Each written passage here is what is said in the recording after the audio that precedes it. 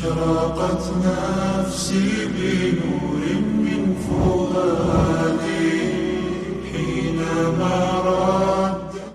بسم الله الرحمن الرحيم وبه نستعين ونصلي ونسلم على المبعوث رحمة للعالمين نبينا محمد وعلى آله وصحبه أجمعين. Falenderimet qofshin për Allahun, salavatet dhe selamet më të përzemërta qofshin mbi vulën e profetit Muhammed Mustafa alayhi salam, familjen e tij, shokët e tij dhe mbarët të cilët e ndjekin dhe pasojnë udhën e tij deri në ditën e fundit. Pas falënderimeve të Allahut, një falënderim për mështinin, për këto organizime nëpërmjet të cilave po gjallëron domethënë jetën fetare në gjithë xhamitë e qytetit të Tiranës. Një falënderim për Habibin tim, Hoxha Ahmedin, Zoti e rujt. Unë e di shumë mirë që në xhami si xhamia e Selitës nuk është se ka nevojë për të ardhur për të ligjëruar, thjesht vim për të ndarë eksperjenca. Jo se është nevoja me ligjëru, elhamdulillah. Kur ka ujë nuk ka nevojë për tejumum, nuk merret tejumumi kur ka ujë. Përpos në raste të rralla, në smulliqe, siç është e jona. Zoti shpërblet dhe hoxhë shpëtimin. Në Damas kemi pas thonë që ku shpi prej burimit Fixhes, pasi me thënë burimi, jo burimi, po ne kemi ujin e Bovillës në Tiranë. Ku shprim prej burimit të Fixhes është burim nga kupin Damasku, me patjetër që do të dashurohet me Damaskun. Ne me 3 ditë në Damask, nuk e ndalë Damasku sonë. Çfarë duhet të them unë me 10 vite. Të nderumit e mi. Në kuadër të asaj që njihet ndryshe domethënë si bashkëtesa ose tolerancë fetare. Hoxha u përqendru normalisht me jo muslimanët, unë duhet të ndalem në një aspekt tjetër që është toleranca brenda llojit. Toleranca brenda llojit. Dhe pejgamberi unë i dashur më ka mësuar dhe thotë, më i miri ndër ju është ai i cili është më i miri me familjen e tij. Dhe unë jam më i miri ndër ju në sjellje me familjen time. Në rastin konkret hadithi flet për familjen e ngushtë dhe akoma më konkretisht ka folur për sjelljen me gruan, që është e vërteta. Për të përcjellë domethënë amanetin. Ndërsa ne po e marrim një sjellje më të gjerë, një sjellje për gjithë shoqërinë. Kemi nevojë të jemi të mirë, kemi nevojë të jemi të butë, kemi nevojë të jetojmë ne me këtë islam. Ndaj dhe thotë i dërguari i Zotit alayhi salatu wassalam, ma kana rifqu fi shay'in illa zana wa ma nuzi'a min shay'in illa shana. Butësia kudo që vendoset zbukuron. Kudo nga ku hiqet shëmton. Po çfarë do të thotë kjo urtësia, butësia, mençuria, janë të gjitha sinonime të njëra tjetrës dhe gjithë secila ka një funksion më vete, ku çdo musliman duhet të ketë këto cilësi dhe këto tipare e karaktere. Nëpërmjet urtësisë synohet përcjellja e fesë së Allahut subhanahu wa taala. Çfarë do të thotë përcjellja e fesë së Allahut? Shpesh herë njerëzit kanë konceptet e tyre të ndryshme për detaje në fenë e Zotit. Mirë po, a i të jep kjo tagrin që ti të bëhesh një privatizues i mendimeve? Të jep tagrin të thuash, domethënë ta privatizosh atë islamin dhe fenë? Alhamdulillah ta ka mundsuar Allahu me qenë praktikues. Falëndero Zotin se ka dhe shumë tjerë të cilët nuk janë praktikues. Pra i ke bërë pyetje vetes pse ti vallë? Pra çfarë bëre ti që ti të jesh në këtë rrugë të hajrit dhe tjetrit mos jetë? Ama duhet kesh parasysh se krahas falënderimit nuk e ke akoma të sigurt se vazhdimsinë, sa do të vazhdosh apo jo. Ndaj i nderuarim, të jesh në këtë rrugë nuk do të thotë të privatizosh fenë e Allahut, të thuash kështu si them unë dhe pikë. Gjithmonë kjo histori e Islamit ka sakrifikuar, por në të njëjtën kohë dhe ka pastruar nga mesi i saj njerëz të cilët kanë kërkuar një lloj imponimi. Ajeti kuranor la ikraha fi din nuk ka imponim të fesë, është shumë i gjerë që është e vërteta. Nuk ka imponim edhe të mendimeve. Pra ti ke një koncept të caktuar dhe këtë koncept ti e ke me kë? Me Allahun apo me mua? Nëse për një X mendim të caktuar e ke për mua personalisht, mos e ki, sepse unë nuk të shpërblej dot. Kur e ke për Allahun, edhe në qofsh gabim, edhe në qofsh gabimi nderuari. Kur e ke për Allahun subhanahu wa taala dhe je përpjekur gjithmonë që ky të jetë koncepti jot I duhur për një X çështje të Islamit, ose vrit mendjen, edhe në qofsh gabim, do të ta mundsoj Allahu të kthehesh. Ky tapeti I xhamis më kujtoi, them drejtën gjatë ligjërimit të Hoxh Shpëtimin, më kujtoi një fragment timin në xhaminë e pejgamberit alayhis salam në vitin 2007-2008, diçka e tillë. Në krah kisha një person që po falej dhe unë po qëndroja në një lloj forme ku ka ndalesë nga ana e pejgamberit alayhis salam. Pra thot pejgamberi alayhis salam, mos qëndro ulur në xhami, domethënë me I ngrit gjunjët dhe me I kap me të dyja duart. Fiks ajo aty. Mos qëndro në këtë formë. Dhe unë po qëndroja konkretisht në atë formë. Për krah meje falë një person normalisht nuk e njihja dhe pasi përfundon namazin më përshëndet nga të kemi u prezantonin edhe atëherë u prezantonin nga Shami, nga Siria, nuk thonin hiç as nga Shqipëria jo. A mundem thot të ta jap një këshill patjetër? Mundem muslimani domethënë më I thon këshillës ja? Tha pikërisht për këtë qëndrim e ka ndaluar pejgamberi alayhis salam të qëndrohet në xhamin në këtë formë. Edhe e dëgjova deri në fund. Sepse nëse ka pas hajër, ummeti Islam ka pas hajër pikërisht për çfarë është këshilla. Këshilla është çiltërsia, është sinqeriteti. Sinqeriteti me Allahun, sinqeriteti me tjetrin. Ne jemi pasqyrë të njëri tjetrit. Nëse unë jam gabim, dije se dhe ti je pjesë e këtij gabimi për sa kohë nuk përpiqesh të më ndryshosh, ose nuk përpiqem të të ndryshoj, ose nuk përpiqemi që të mirën që e kemi ta ndajmë me njëri tjetrin. Pasi e përfundon hadithin thash Allahu tash përmbledh Zotin nderoft, a mundem tani unë të ta plotësoj ty? Transmetuesi I këtij hadithi është Abdullah ibn Umeri radhiyallahu anhu. A ndodhte që transmetuesi I hadithit që është njohur në mesin e sahabëve si njeriu që më shumë ka pasuar të dërguarin e Zotit ta kundërshtonte veprat e tij, fjalën e tij, fjalën e profetit alayhis salam të çfarë përcillte asnjëherë. Abdullah ibn Umeri është parë duke qëndruar në këtë formë në xhami. Tash është vërtet ka ndaluar profeti alayhis salam, por kjo lidhet me sebeb, ka sebeb. Kur njeriu është përgjumësh, duke net në atë formë të kaput gjumi rehat. Kur njeriu e dyta ka probleme domethënë me gazet, pra është I fryrë, një I vëlitshëm domethënë për të shkarku. Ndaj edhe Abdullah ibn Umeri ka thonë unë nuk jam as kjo kategori. Pra, ndalesa e pejgamberit në rastin konkret pas ka një sebeb. Por nëse ky I cili e koncepton drejt për drejtin këtë formë, që normalisht që është formë gabim, sepse hadithet e profetit alayhis salam në brendësinë e tyre kanë logjikën, kanë arsyen. Duhet I kuptosh. Ti zbatoj edhe pa e kuptuar duhet ta zbatosh. Mund ta zbatosh edhe gabim. S'ka rëndësi. Ti e ke marr inshallah shpërblimin. Ky I cili e ka zbatuar në këtë formë, të konceptuar, për mua personalisht domethënë gabim. Ky e ka marr shpërblimin. Ka marr shpërblimin. Ndërsa ajo që ne duhet kemi është toleranca dhe pranimi I njëri tjetrit, respektimi I njëri tjetrit. Të respektojmë ato I cili mendon ndryshe nga ty, praktikon ndryshe nga ty. Të nderuarit e mi, ajo çfarë shumë prej muslimanëve sot nuk kuptojnë dhe nuk përpiqen dhe nuk lodhen as pak ta kuptojnë, është dallimi midis të qenit të diçkaje institucionale dhe të qenit të diçkaje preferenciale, do të thotë që ti e preferon ose ti e sheh si të tillë. Në institucion je I detyruar të veprosh siç është zgjedhur linja e institucionit. Japim një rast konkret. Abdullah ibn Abbas radhiyallahu anhu kishte një lloj fetvaja, çfarë është? Është përgjigje fetare nga njeriu I ditur I cili plotson kriteret dhe kushtet. Sot s'ka më fetva. Sot ka njerëz të cilët përcjellen, ndërsa prodhuesi I fetvas, është vërtet sot ne nuk njohim prodhues fetvaje.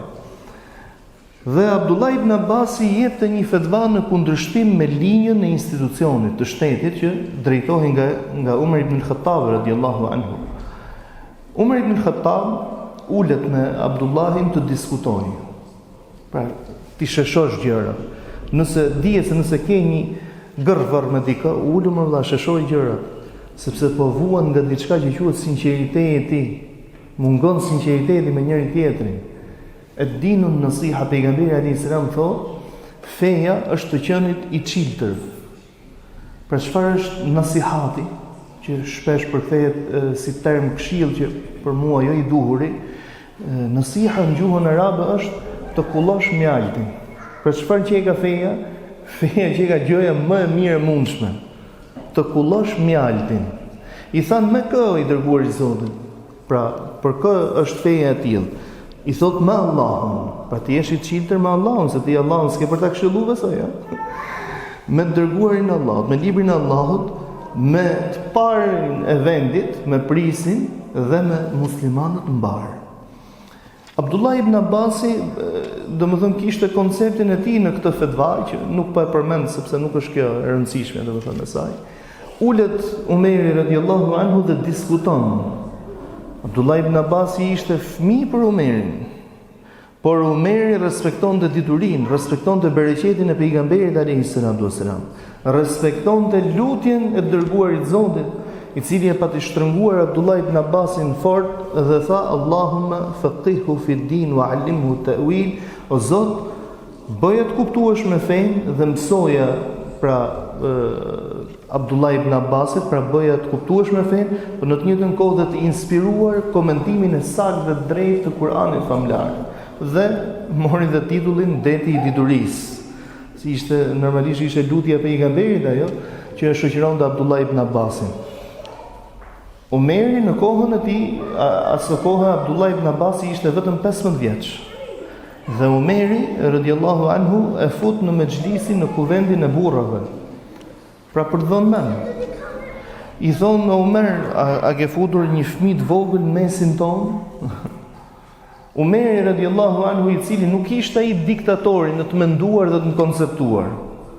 Pra ishte shumë i hapur, i thot: o vëllezërit e mi, Allahu xhalla xhelalu në Kur'anin e tij famlar në drejtohet dhe thot: Bismillahirrahmanirrahim, idha jaa nasrullahi wal fath wa ra'aita an-nasa yadkhuluna fi dinillahi afwaja ila akhir sura. E kur të vjen ty, pra shpallja e surës, shpallja e kësaj sure, e kur të vjen ty ndihma e Allahut dhe çlirimi i Mekës, të shohësh njerëzit se si futen në fenë Allahut tufa. Çfarë ka dashur të na tregojë, thot Allahu neve me këtë? Disa rrudhën supet sepse s'lejohet të flasësh në fenë Allahut me hamendjen tënde. Është më tepër ke libri i Zotit, tek hadithet e pejgamberit alayhis salam. Është bërë traditë sot mesin e muslimanëve të përmendin hadithet e pejgamberit që thu se ke e Buhurejren, transmetuesi më të madh të haditheve në mesin tënd. Ka thënë pejgamberi, po pejgamberi alayhis salam nuk ka qenë shok në lagjen tënde vëllai. Që ne i përmend fjalët e pejgamberit alayhis salam, domethënë pa kriter, i përmend pa një lloj edebi, pa një lloj kulture, ka një linjë të cilën duhet ta ndjekësh. I thot Umeri, Abdullahi thot: çfarë na tregon Zoti me këtë? Thot Allahu xhella xhelalu i jep shenjë pejgamberit si i ka afruar vdekja. Pra me shpalljen e kësaj sureje, Allahu i ka treguar pejgamberit alayhis salam se koha jote, pra misioni mbaroi, ka afruar tani e xhelit, ka afruar vdekja. Thot Umeri, thot është kështu siç thot djaloshi. Pra këtë djaloshin 15 vjeçar nuk e kam futur në mesin ton se është djali i xhajës së profetit alayhis salam, por e kam këtu në mesin ton sepse shif se çfarë diturie ky bart për te moshës së re dhe shumë të re, domethënë që ky kishte. Mirë po kur u përplas Abdullah ibn Abbasi me Umerin dhe Umeri u ul t'ia sheshonte këto problematika, domethënë të diskutonte me të dhe shkuan në një qorë sokak, se nuk ti je njeri dhe unë jam njeri, të dy ne bartim logjik. Nuk mundet truri bindi trurin, harroj, vallai. Nuk mundet, sepse gjithë secili ka koncept. Është drita e Allahut subhanahu wa taala ajo e cila sundon. Mirë po ato të cilën ti e konsideron dritë, ndoshta tjetri nuk e konsideron dritë. Dhe i thot Abdullah, unë dështova të bind ty. Pra nuk mundem me të bind me zor, se nuk i thu do ti tjetrit, është kështu si them unë, dhe pik, myllë mohabetin. Si thu do të kështu, në Islam nuk kemi ne kështu. Thotë Abdullah, për këtë dështova të bind. por të ndaloj në mënyrë kategorike ta japësh këtë fetva. Thot mirë për ty nëse dëgjoj se e jep këtë fetva. Kur shkonin thot ta pyesin Abdullah ibn Abbasin radhiyallahu anhu për atë gjë, sepse e dinin se si ai përgjigjej, thonte shkoni dhe pyesni Umerin. Nuk e di, por shkoni dhe pyesni Umerin. Kur ndron jetë Umeri radhiyallahu anhu, ndroi mendim dhe Abdullah ibn Abbasi. Pra, shpesh njerëzit ngatrojnë të qenit e linjës, pra çfarë është zyrtarja, me të menduarit e tyre. Jo gjithçka që ti mendon duhet me patjetër ta ekspozosh tek të tjerët. Në shtëpinë tënde s'ka problem se si mendon ti. Në familjen tënde të ngushtë nuk ka shumë problem dhe hoxha vetë domethënë se çfarë jep ai aty, se e din vetë. Ndërsa në institucion duhet jetë njeriu zyrtar. Do të thosh edhe gjëra të cilat ndoshta ti për momentin nuk pajtohet, shënsi ka ajo. Ne nuk po flasim gjëra të cilat domethënë ne në Islamin ton kemi disa gjëra të cilat janë të padiskutueshme. Një pjesë të çështjeve të besimit, pra shtyllat e besimit, shtyllat e Islamit, këto janë të padiskutueshme. Ditën kur Ebu Bekrit radhiyallahu anhu i vuan në diskutim që shtyllat e Islamit janë 4, nuk janë 5, sepse zakati ka qenë për në kohën e pejgamberit alayhi salatu wasalam dhe nuk është më sot, nuk toleroi. Se nuk u toleronte më aty, nuk kishte çfarë toleronte Ebu Bekri aty.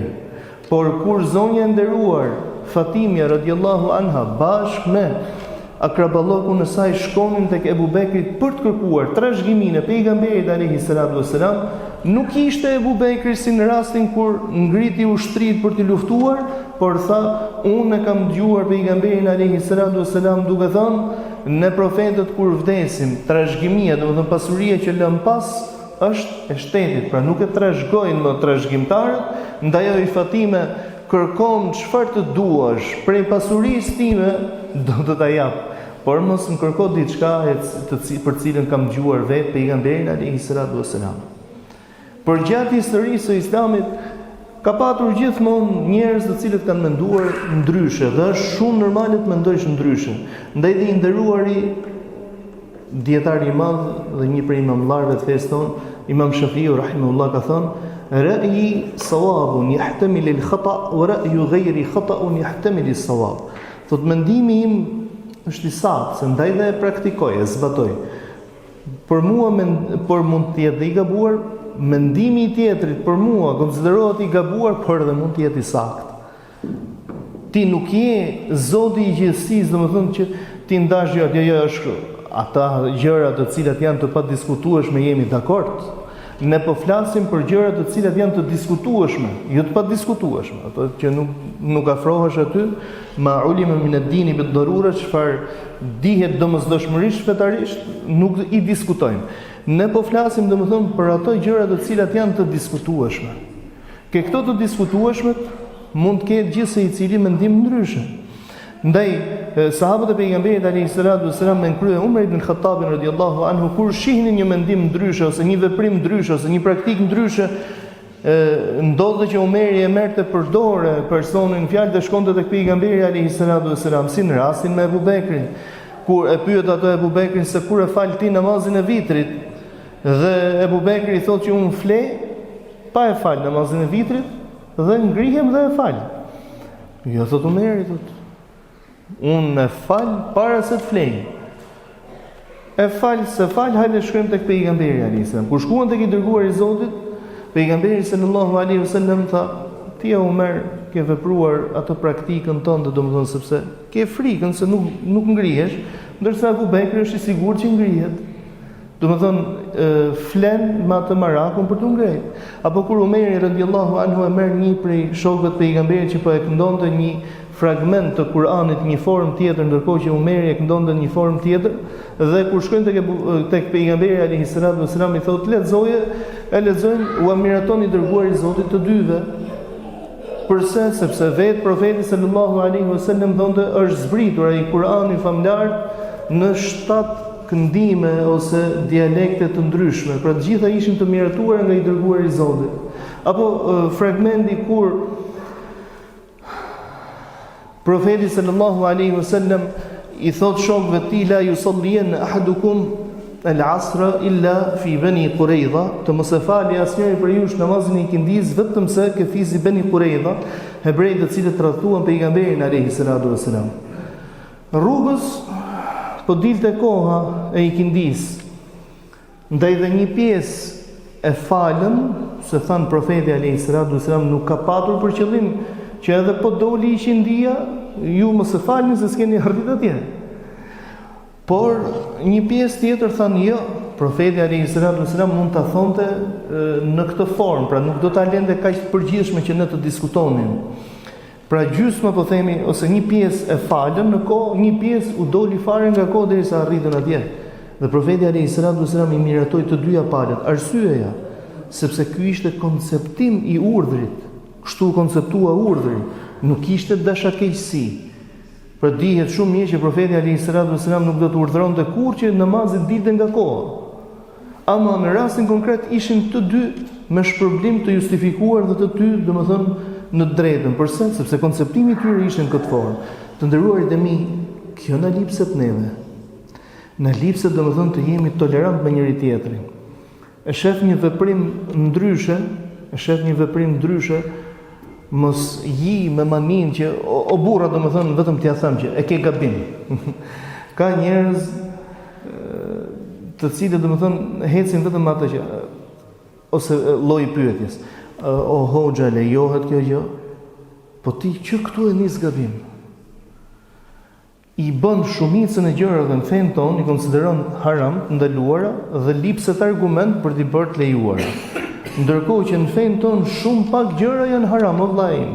Shumë pak gjëra janë ndaluara, në krahasim me ato të lejuara që ka lejuar Allahu. Vallahi, po të rishmi në janë shumë pak të ndaluarat, haramet. Dhe ti kur e bën pyetjen, a lejohet kjo? Po pse pyet a lejohet kjo? Ti thuj a ndalohet kjo? Bëj pyetjen, a ndalohet kjo? A ka diçka që e ndalon? Apo të tjerë të cilët ecin me një lloj mentaliteti diskriminues dhe shkatërues, domethënë në konceptimin e Islamit, duke thënë Kur'ani dhe Suneti. Po pse ata dietar 1400 vjet përgjatë historisë së Islamit, çka kanë thënë Kur'ani dhe Suneti, është akuza më e madhe që mund t'i bësh ti atyre. Më intereson mua çfarë është fjala e profetit alayhi salatu wasallam. Po pse ato çfarë kanë pas? Çfarë u ka interesuar atyre? O vëllezërit e mi, janë dy vetë të cilët studiojnë në të njëjtën formë, të njëjtën deg dhe mendojnë ndryshe. Domethënë një ilustrim për të, Imam Ahmedi rahimahullah, bashkohës të tij, që u konsideronin të pandar, ishte dietar i madh Yahya ibn Ma'in dhe dietari tjetër i madh Ali ibn Medini rahimahullah, që të tre ishin dietar të hadithit. Yahya ibn Ma'in, pra po japim, kur e vizitonte Bagdadin Imam Shafiu, Imam Ahmedi i shkonte nga pas për të mësuar dhe për të përfituar prej diturisë së tij. Por në të njëjtën kohë Imam Shafiu, që ishte mësues i këtij zotërie, pra zotëria që ishte mësues i zotërisë, i thonte o Ahmed, ti je më i ditur nga unë në fushën e hadithit, ndaj kur të vjeri ndonjë hadith që ta merr mendje që unë s'e kam kaluar për durrësh ose nuk e kam të dëgjuar, ma përcjell që të bëjmë hajër në fenë e Allahut, se ne jemi të gjithë për të njëjtin qëllim. Dhe ai shumë e donte Imam Ahmedi, Imam Shafiun, sa thot e shoqëronte derisa largohej nga Bagdadi, dhe është parë do disa herë ku Imam Ahmedi, pra Imam Shafiu i kishte hyrë kafshës tij për të larguar, domethënë ishte nisë për rrugë, dhe Imam Ahmedi, i cili rrinte me bllok në dorë, duke pyet, domethënë dhe duke shënuar. I thot Yahya ibn Ma'in, bashkëkohësi i tij, pra, ndaj dhe ka thënë Imam Dhahabiu, fjalët e Yahya ibn Ma'in kur flet keq për Imam Shafiun janë të papranueshme, sepse janë të pabaza. Je njeri, gjithë do të gabojnë. I thot o Ahmed, thot hajde ke xhamia se është filan dietar i hadithit, që i ka hadithet e pejgamberit alayhi salatu wasalam me zinxhir të shkurtër, pra sa më shumë afër pejgamberit, aq më shumë afër bereqetit. Kjo i favorizoi domethënë dhe sahabët shumë. I thot Imam Ahmedi, thot nëse nuk e kap një hadith atje shkurt, do ta gjej dikun më gjatë, por po më iku mua, thot dituria e këtij robi o Jahja, ka ik dituria e gjithë, ndaj hajde dhe ti përfito këtu. Edhe pse Jahja ibn Ma'in për të ishte i papranueshëm dhe i diku ose fliste jo mirë për Imam Shafiun, kjo nuk e dallon ose nuk e ndante Imam Ahmedin nga ky zotëri i nderuar. Në historinë e Islamit kemi një fragment që quhen El Muhammedun ose 4 Muhammedet, 4 dietar. Mirë, po këto 4 dietar bashkohet që vinin nga vise të ndryshme, që të 4 domethënë u bën kërkonin diturinë së bashku dhe u bën dietar në fusha të ndryshme, por dhe në një fushë që i bashkon ato që ishte hadithi i pejgamberit alayhi salatu wasalam, si Muhammed ibn Jarir al-Tabari, Muhammed ibn Khuzaimi, Muhammed ibn Nasr al-Marwazi dhe një Muhammed i katërt që mos më kujtohet për momentin. Nuk më kujtohet për momentin. Dhe këto domethënë kur shkonin nxënësit e ndryshëm për të kërkuar prej tyre, për të kërkuar dituri, i thonte nga dje, vi nga filan vend. Çka dashkë unë thot kur atje ke filanin. Vall, a mos ishin fotokopje njëri tjetrit? As pak. Kishin mendime të ndryshme. Ndanin mendime të ndryshme. Por këto e kishin për hir të Allahut xhel xhelalu. Ndaj i nderuar im, nuk kërkohet në fen ton, domethënë që ne të jemi një kopje e njëri tjetrit. Në model kemi pejgamberin ton të dashur alayhi salatu wasalam. Dhe nëse do të kërkohej për nesh ose ajo që kërkohet për nesh është të jemi një imitim ose të jemi imitues të modelit të Resulullahut sallallahu alaihi wasallam, ama të përpiqemi ashtu siç ishte pejgamberi alayhi salatu wasallam. Ishte i butë. Të përpiqemi të përcjellim domethënë mesazhet e fesë së Allahut subhanahu wa taala me butësi, me drejtësi, jo me hatërmbetje apo me hatër. Pra as me hatërmbetje se dikush ta thaj diçka. Ai ka thënë për Allahun. Ç'të duhet ty? Mund të jesh në të njëjtin udhtim, ja në kohën e pejgamberit ka ndodhur kjo.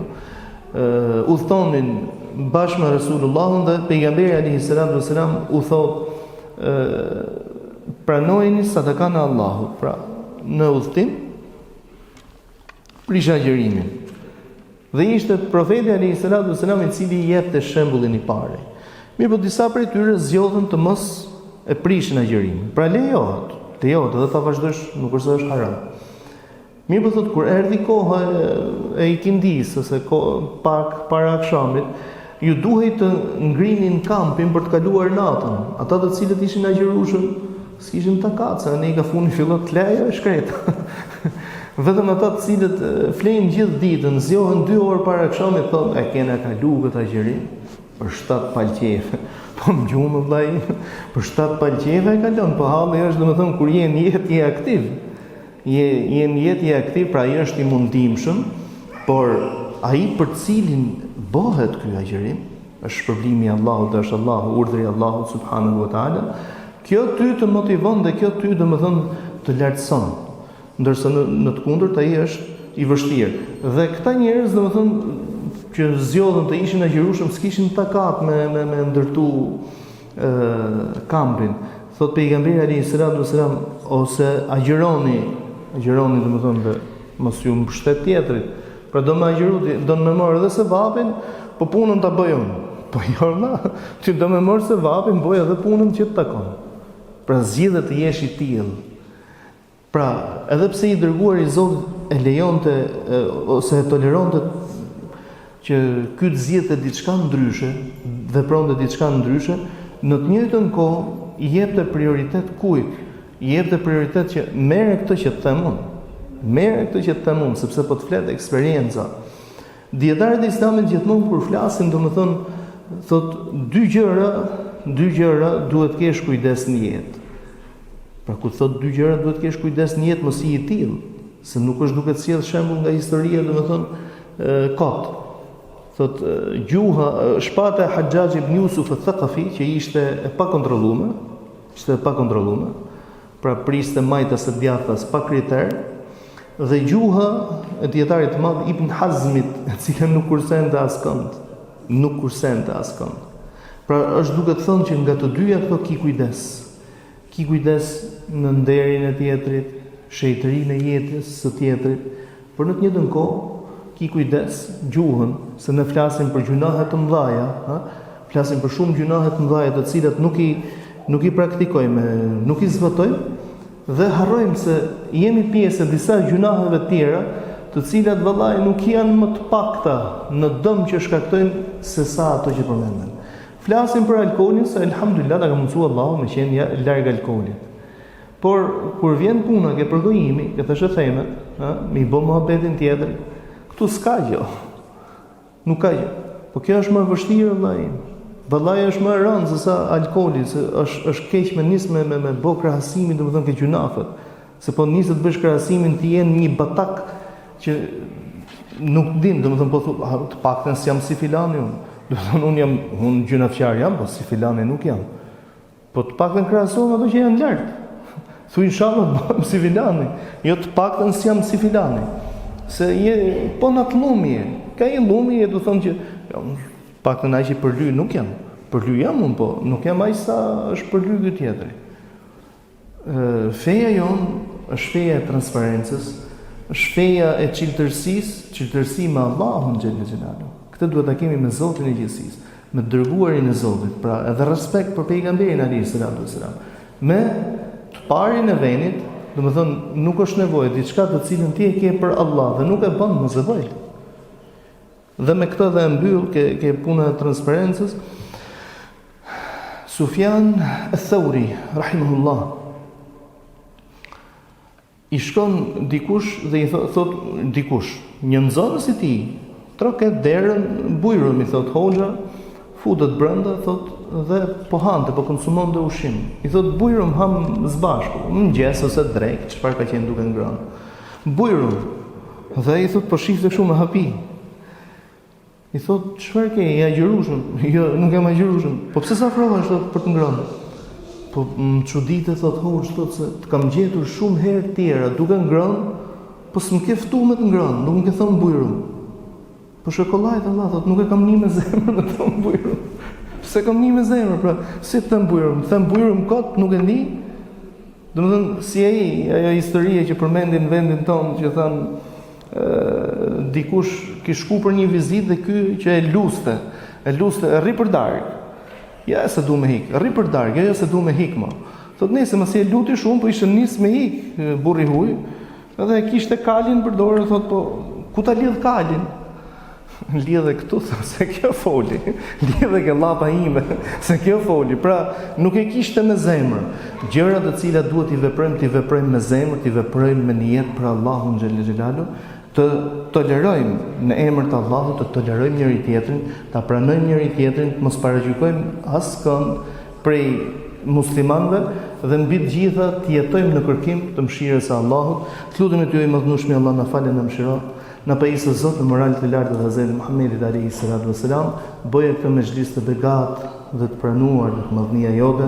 Mos lejo Zot të dalin prej këtu vetëm se me gjunahe të falura, me taubat të pranuar, me lutje të refuzuar, sigurisht na mundsohet të mbledhemi në këtë vend begat, me përkujtuar madhninë tënde, na mundsohet Zot që të gjithë bashku me familjet tona, bashkë me fëmijët tanë, bashkë me gjithë ata të cilët i duam dhe na duan për hatrin tënd, të mbledhemi në xhenetet e larta, në xhenetet Firdaus, në shoqërinë e profetit tonë të dashur Hazreti Muhammedit alayhi salatu wassalam. Amin Allahumma amin. Walhamdulillahi rabbil alamin. Allahu shpërblet dhe juve për vëmendjen e dëgjimit. أشرقت نفسي بنور من فؤادي